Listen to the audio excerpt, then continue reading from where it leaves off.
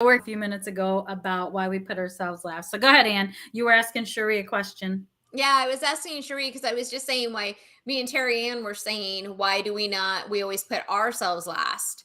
So now that we're here, what is your perspective of why do you think we put ourselves last? My believe that when we're young, up to age 7, we to put others in, in, but someone saying to a 2-year-old, oh, go, or just help them, or those little subtle like things that parents creates a pattern. So I think it's a behavioral pattern, or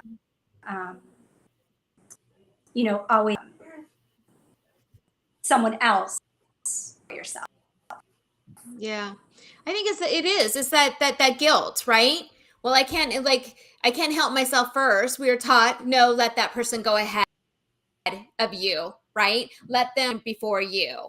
Let them in front of the line before you. So we have always taught to step back and allow that other person to go forward. Because if I went forward, heaven forbid, if you put out a spread of food and I went first, well, then that could be perceived into myself. I would be like, wow, I'm very selfish. And yeah, you know what I mean? Like, you guys are nothing. I get to eat first. And that is what we're trained into our heads, which is absolutely ridiculous. It is ridiculous. But that little act of, like, exactly what you said, your parents telling you to step back, right? And then letting people go ahead and whatever, that turns into other things of, no, I got to take care of my kids. I got to make sure that they have all the nice clothes, the nice shoes, all that before I can have the nice clothes, the nice shoes, and all of that.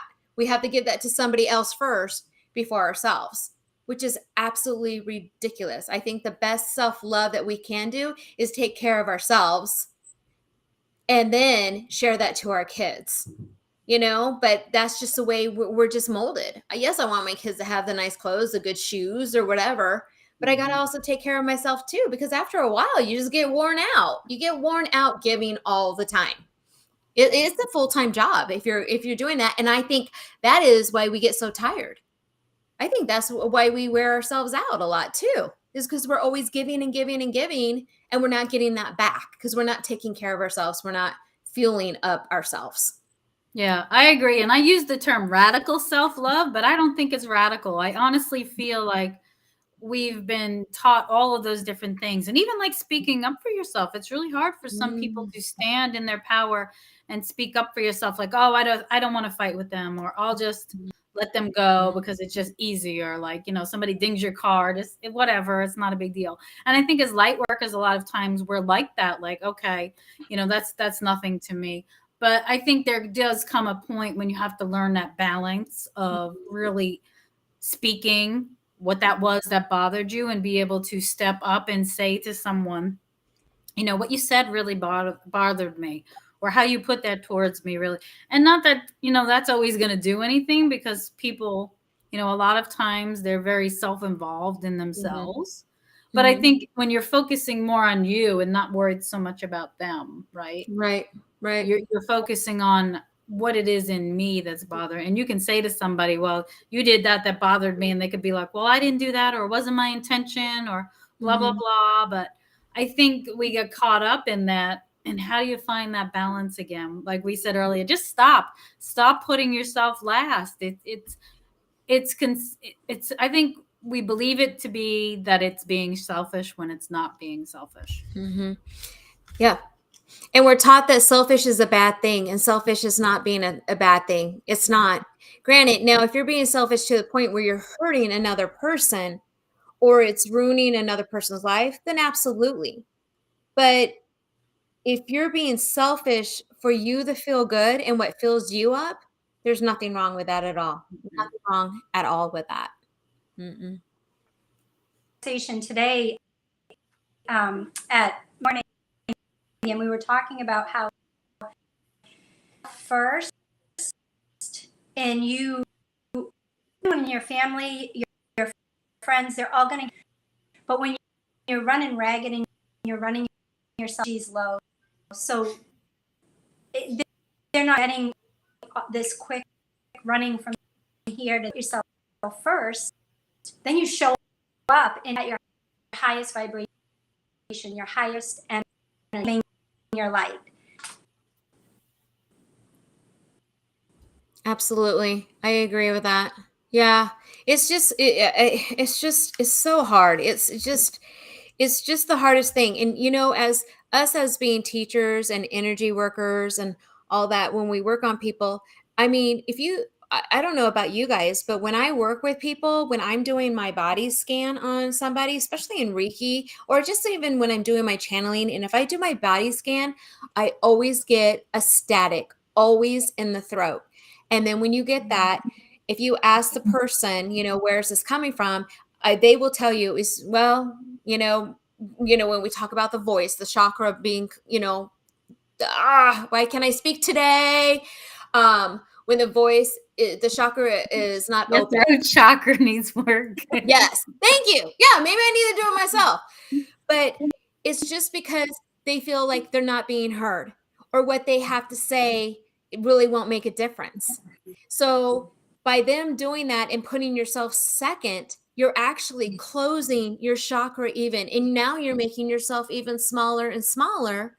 So then it just becomes a habit and you don't even realize that you're making yourself smaller until you get to this point in life where now you're starting to do this awakening. You want to go on this journey. You really want to find yourself, but you can't find yourself because you've hidden that voice inside of you so far down that you don't know how to get it back anymore.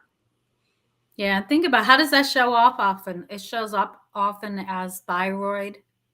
It shows up as often that you have like something stuck in your throat. I've had that working with a client, and I'm like, what is going on in that throat? Because I can't swallow.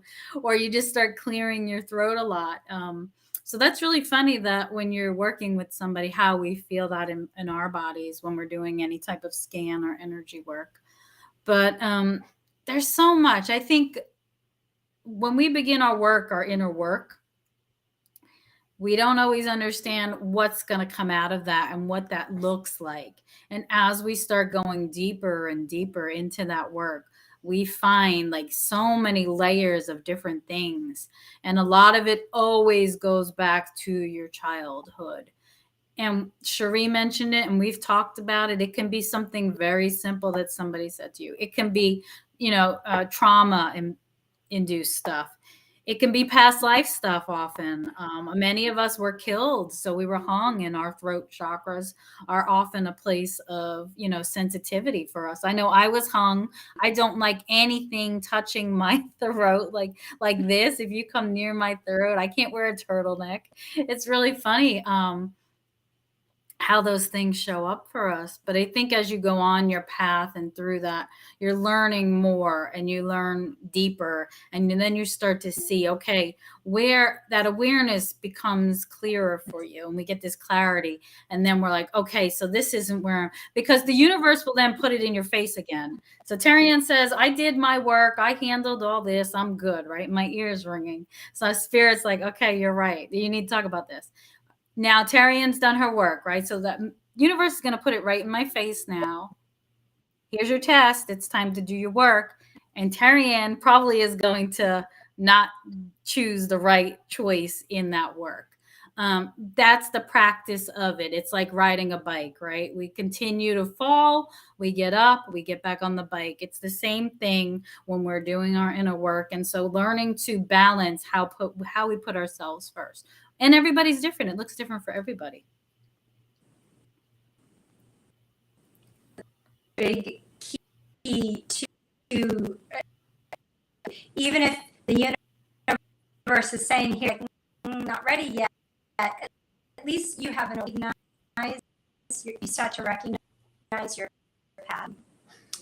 And I think with the throat, beyond the throat, into your mind, and you're saying, well, I should have, I didn't speak up, and I should have. So now you're just replaying those stories that you're telling yourself creates up, right? And then it goes all of our chakras, and they're all.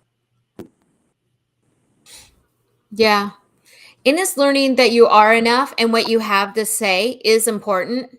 And I think that's where I think the only way that we can start doing things for ourselves, me personally, is I had to start showing up for myself. Like literally, like we were talking about a little bit earlier, I think in the first one before we had to break away, and Terry Ann was the one who brought that up, is that we think that taking care of ourselves for some reason is that, I'll do it later. Or we think we have to sketch out a certain time in the day. That's when I'm going to take care of yourself. When taking care of yourself should be exactly this moment. It's moment by moment by moment by moment. And it's just strengthening that muscle of learning how to take care of ourselves. And I think then that opens pretty soon you start just doing that automatically. If you can train yourself to get better at it, right? Be present every single moment, which is very hard. But if you can do that, then you start getting that self-awareness of what you really want. And I think that starts to flow into us a lot better than when it's not. Because I think the way you or someone would know if they're not in the flow, and if they do think about others, like someone might say, well, that's not me. I do, take care of myself. I eat right, whatever. But are you really taking care of your soul? And I guess a good way to determine that is how much are you taking care of everybody else and making sure everything else around you is perfect, and you're not taking that time for yourself. So taking that 5 o'clock jazzercise. Oh my God, isn't even jazzercise Oh around? my God. But you know what I mean? The 5 o'clock jazzercise, whatever. You shouldn't have to wait until 5 o'clock. Take care of yourself now. And like you said, also, Terry Ann, is having that voice. Speak out when it doesn't feel comfortable. Say, no, that doesn't make sense to me. I just don't get it. I don't get it. And I'm getting better at that. I do have to say I was really bad at that. Because I didn't want to, my thing was I didn't want to offend anybody, and I didn't want anybody to feel like they were not important. So I always agreed, or I let them speak, even when it didn't feel comfortable. I allow that, and I didn't challenge them back because I just wanted them to feel good and make them feel like what they're saying is validated. But now I'm learning I shouldn't do that because I'm just as validated too. And just because I don't mesh with whatever you're saying doesn't mean that you're any less of a person and I'm not any less of a person. We just disagree, or we look at it completely different. Right. Yeah. That makes perfect sense. I love that because I think back to like when my husband and I were dating, and he'd say, well, where do you want to go to dinner? And I'd be like, wherever you want to go. Just because, like, oh, is his, what he wants more important than what I want? But I would just defer to him and be like, okay, wherever you want to go. It was just easy, to say that. And then you go back and forth. Well, where do you want to go? And so you sit there forever. I always laugh when I see videos like that of couples and they're like, where do you want to go? And she's like, I didn't want that. But that is true, because how often do we do that? And now say he chose something that I didn't like, or then I'm going and I'm there eating something I don't want to eat because I said to him, wherever you want to go. Meanwhile, if I wanted something, I should have spoke up. But I think that, again, is that learning process we go through. It's okay to say, this is what I want, or, speaking up, because we're taught from young, do not speak. I know the way I grew up was you were seen and not heard.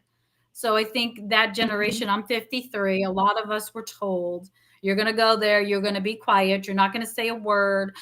This is how long we're going to be there. Don't ask me for anything. And I laugh because I remember doing that to my boys. I had 3 boys under 3 years old at the time. So I'd be like, don't say anything. This is when we're going. This is when we're leaving. Do not say a word. I did that to my kids. I would be like, before going into a grocery store or whatever, and this was when they were really small, I'm like, okay, hands in the pockets. Do not take your hands out until we get through the store. And that's it. Like, hands in the pocket. No, I don't want to hear anything. Don't ask me for anything. You're not getting anything. I just want to get in, get what I need, and then we're getting out. But hands in the pocket, good. Let's go. But now I'm thinking, God, man, I don't know why my kids are not in counseling. Like, oh man. But if you think about it, think of how everything was such at a young age. Seriously, every topic we talk about is because from such a young age, we start turning everybody into the robots. Even as parents, programming. we change our kids, even when we don't think we are, we are. And I really look at that like, wow, I really wish I would have let my kids even have a voice. That I know I said, you know what, guys, just be quiet or whatever. I really wish I would have said, no, how do you feel on this? You know what I mean? Like, not like, hey, sit down. So tell me how your day, not that, but you know what I mean? Just when they have something to say, I'm sure I know I said, you know what, whatever. I don't want to hear it, and I shut them down so many times that now that I'm older, I wish I wouldn't have. But I think that's also that part too, where life gets so busy that we're just trying to get through the day. We're just trying to get through it, that we don't realize the devastation. I wish we taught this. I really wish this was taught in school. Like, your words have so much meaning and have so much consequences. You can never take back. Once you say something, you can never take it back. Once it's out there, it is out there. Crazy. What do you think, Cherie? You're all quiet back there. Yeah, I think there are Wait, I can't hear you. I can't hear you again. Let me see. Me now? Yeah, It's better. just It's like breaking up.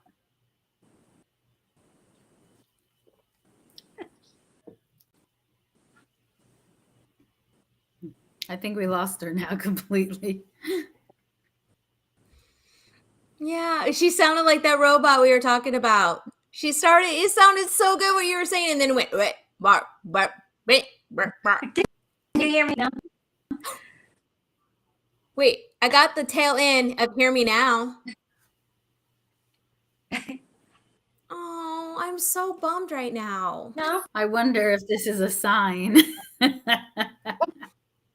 We're supposed to be on Clubhouse. So I think this is what we're doing. So we're going to mainly be on Clubhouse. Our goal is to be on YouTube and do maybe a little recap of what we talked about on Clubhouse. But Clubhouse is going to be our main source for doing our podcast. So we really would like people to go over to Clubhouse. I know people like YouTube and they haven't really adjusted to becoming on Clubhouse yet, and then they can watch it. But in Clubhouse, you can watch it just as a replay as well. You can ask your questions and leave it there too. It's just the same as YouTube. You don't see us, which I think is a little bit of a difference. But once you get to know us, and I think that's why we're going to go back and forth between YouTube and Clubhouse. But we are really transitioning over from YouTube to Clubhouse. Right.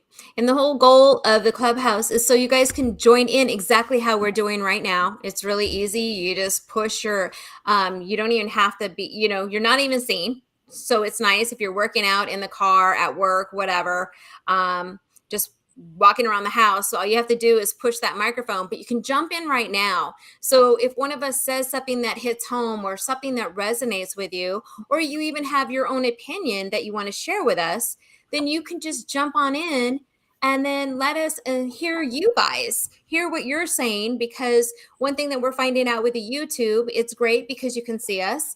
But we're getting all the responses in such a delay that we're missing them until after the show. So we're hoping that people will go over into Clubhouse and then we'll be able to get your answers or your questions and give you the answers. And maybe learn from you guys too, and something that we didn't know, and we'll get it right then and there. So that's what we're hoping with the Clubhouse. And we're going to transition to doing different times of the day. Right now we were doing mornings. Starting next week, we're going to be doing some evenings. And so we're going to switch it around a little bit, maybe some afternoons, because Clubhouse, again, it's like YouTube, but you can watch the replays if you want to as well. But, I think the benefit is being in there. I've been in a couple of different rooms now myself, and they've asked you to step up and speak or So I think your voice, what we're talking about tonight, your voice is being heard. You're Mm. actually able to say to somebody, okay, so Cherie, what do you think about this? Or how did you go through this at this time? Or how did you handle that? And I like having different people's perspectives, and he's hearing it in real time. Right. Right. And you get that nervousness. You know, I was on one and there was quite a few people in there, but I just wanted to get the feel of being in there to see how it is. So I jumped in, and then I actually even got in there, not last night, it was the night before, whatever, but I got in there and I was going to say my response, but I even found myself hesitating because I'm like, wow, these people really know their shit. Like, oh boy. But I'm like, nope, I'm just going to do it. So I did it, and it was amazing, right? This is where the amazing, where people getting comfortable of speaking their truth, of people saying, wow, Anne, that resonated. Oh my gosh, thank you for sharing that. I love that. I never thought of that way. So, but in my own story, I put myself as, I'm not going to say anything smart, but I just want to see how this works. So then I did it, and then the response was amazing. But it's that self-doubt, and that's what we're trying to break. And then that's how we start our self-love, and how we stop putting ourselves last, because we are important. We do need to be heard. We have so much to give. It's just learning how to do that and finding these people like you guys that we feel safe enough to say the stuff that we say, you know? So I thank you guys for being in my tribe, and I hope everybody becomes our tribe too. Yeah. Absolutely. So you can find us there. We'll be on there Monday at 5 p.m. Arizona time, 8 p.m. Eastern time, and that's where we'll be next week. But we are gonna do a little recap on our YouTube also. But it's not going to be long. Our goal is to really transition over. So if you are on YouTube and you're interested, it's completely free. You join the club. It's an app, and you find our room, Spiritual Conversation, it's called. And again, there's thousands I've seen of clubs. You just put in the topics you like. Yeah, so it's very easy. So thank you for everybody for joining us, and we will see you in the clubhouse. Bye.